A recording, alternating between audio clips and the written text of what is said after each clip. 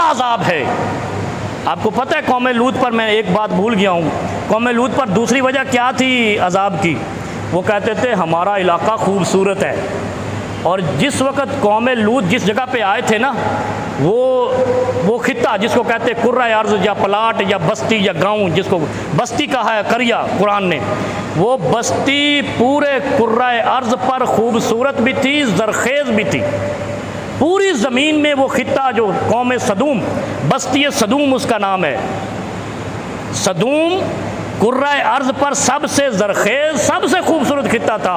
और उनको यही तकब्बुर खा गया था कि हमारी ज़मीन ज़रखेज़ है, बाहर से लोग क्यों आते हैं? आपके यहाँ आवाज़ें लगाते हैं ना, कोई कराची में लगाता, कोई सिंध में लगाता, मेरी सिंध मेरी सिंध, कोई कहता मेरा कराची मेरा कराची। ये वो नारा है। जिब्राइल आया, उसने कहा नहीं करो, उसने कहा हम नहीं घुसने देंगे किसी को।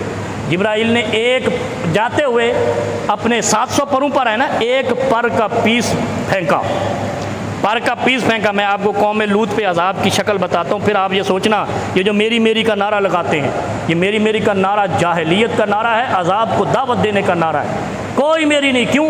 वल अर्ज़ जमीअन कब्ज़तुहु यौमल क़ियामा, ये ज़मीन तो सारी अल्लाह की मुट्ठी में बंद है। अल्लाह खालिकुल अर्ज़ है, ये सारी ज़मीन अल्लाह की है, सारे आसमान अल्लाह के हैं। अल्लाह जब चाहे दोनों को मिला दे, जब चाहे पलटा दे।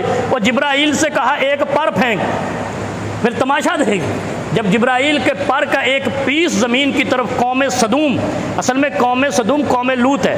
कौम लूत इसलिए है कि लूत अलैहिस्सलाम उनकी तरफ मबूस किए गए, और सदूम इसलिए कहते हैं कि उस इलाके, उस शहर का नाम सदूम था, उस बस्ती का नाम सदूम था। जिब्राइल ने अपने पर का एक पीस फेंका, पूरा शहर का शहर बस्ती सदूम नाबीना हो गई, अंधी हो गई।